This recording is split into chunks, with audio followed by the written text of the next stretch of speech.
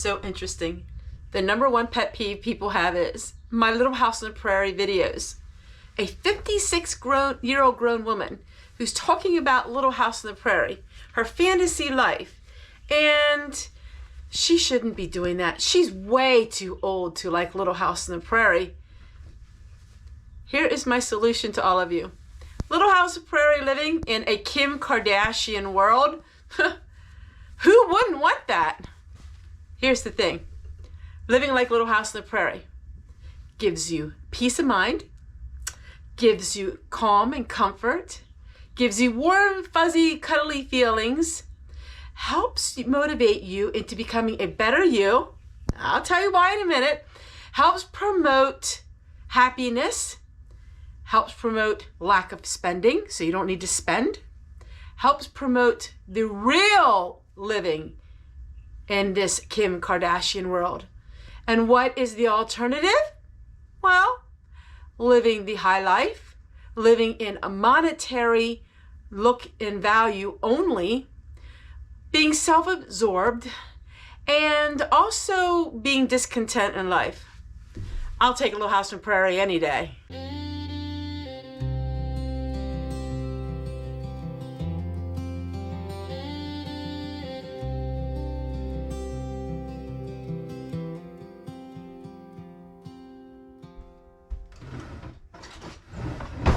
Now, some people call it manifesting. Other people say, well, the more you do something, the more you read about something, the more you're motivated about something, the more you become like that. And that is true. When you engulf your whole life in a certain lifestyle, you become like that. It just happens that way. And it's the saying is true. Whoever you're around, you become like. It's true. So if I was around a lot of people that were, well, I wouldn't even be around them kind of people. So that's really not a good explanation.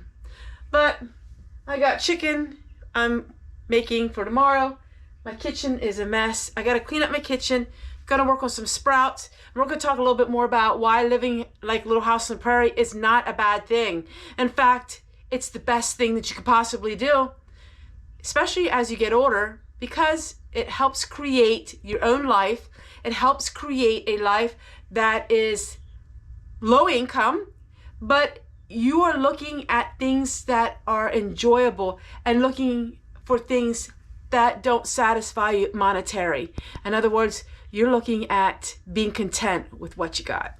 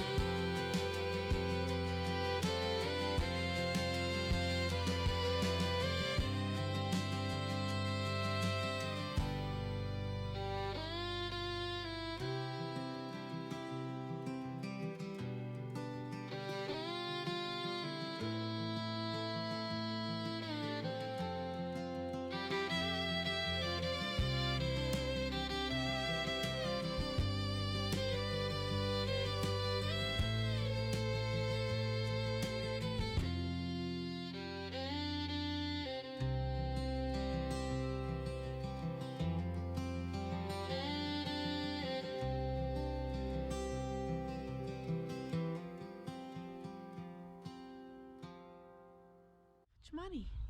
So many lifestyles. Let's see.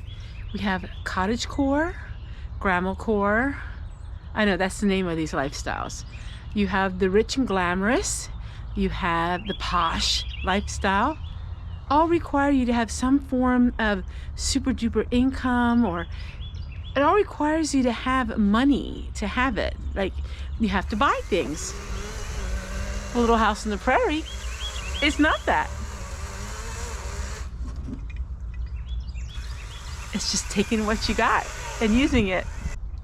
All right, so I'm gonna go ahead and plant some of these seeds in these little containers that I have. And I want you to give me a comment and let me know, what do you think about living like Little House on the Prairie? And do you like Little House on the Prairie? And do you enjoy reading the books, watching the movies, or even better yet, trying to establish a lifestyle of Little House on the Prairie in your own home? Doesn't need no fancy names like trad wife. I mean, come on, people. It's traditional wife. It's just traditional living. It's no new super posh name. It's just living life to the fullest and using what you got. This pack is for next year, and this pack is for this year. I want to make some salves and lotion using it. Now I'm just going to sprinkle it really thick. And what I do is I plant the whole bundle when it comes time to planting. I just tip this over and plant it in a nice hole in the garden.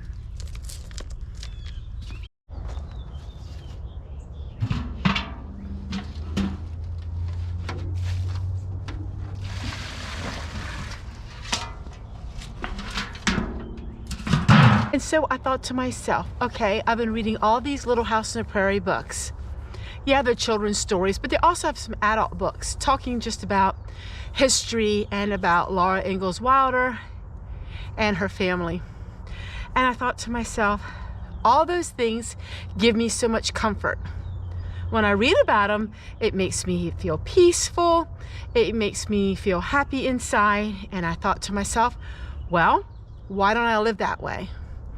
Why don't I get the oil lamps? Why don't I have the braided rugs? Why don't I have the log cabin look? Why don't I haul my water out? Create my life in a way that mimics the peace that came and the contentment that came from the storybooks. You see, in the world that we live in now, we're not teaching our children how to cope and how to be content with what we have. You have to have the latest Nike sneakers, Reebok, Adidas. You have to have the Kim Kardashians of the world. You have to have the latest bracelets, necklaces, hairstyles. And what is happening in our society is we are missing out on the key fundamental things that give us happiness. And that's the foundation of a peaceful and a very wholesome way of living. I grew up in a very wholesome atmosphere. I grew up, I didn't know much about the world, and I still don't know a whole lot about the world. But what I am doing is trying to show my grandchildren that there's a different way to live. And it gives so much happiness and peace and comfort, and keeps you away from the stresses of the modern world. So as it progressed in my life, and then my YouTube channel, I was able to make an income where all of a sudden I could start doing some of these things, and, you know, getting the wood stove and having the chickens again and living the Little House on the Prairie lifestyle. It was hard. It was rough. But what shines through in her books is the determination to make do on little, to build a life for yourself.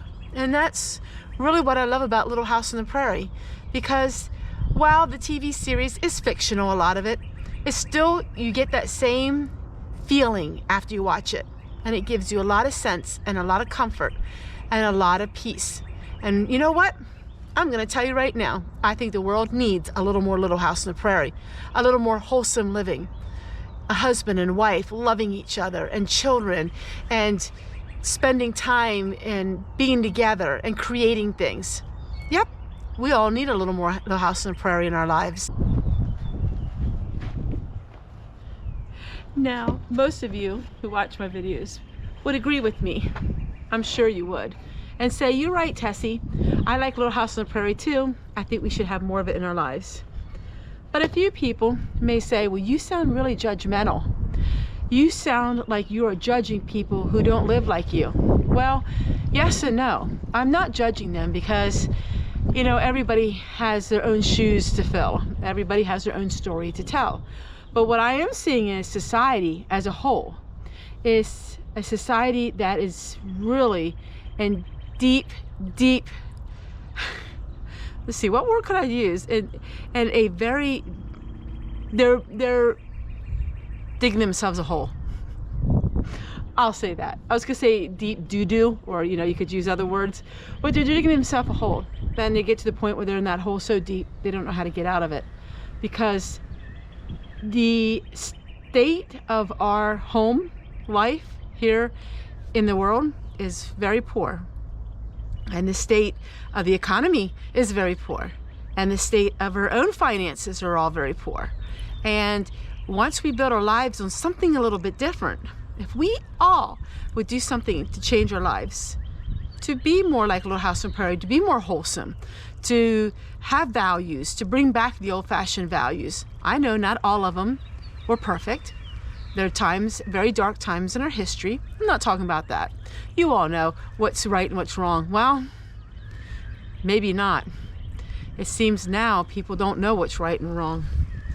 But these children's books, Little House on the Prairie, inside Laura's home, Laura's album.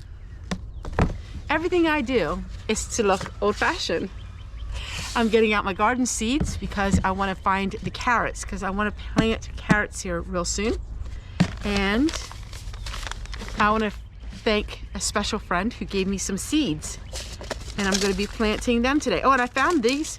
So I'm going through everything, and I found these way back in the closet, and I thought, well, I'm going to try to plant them. Thought that would be kind of fun.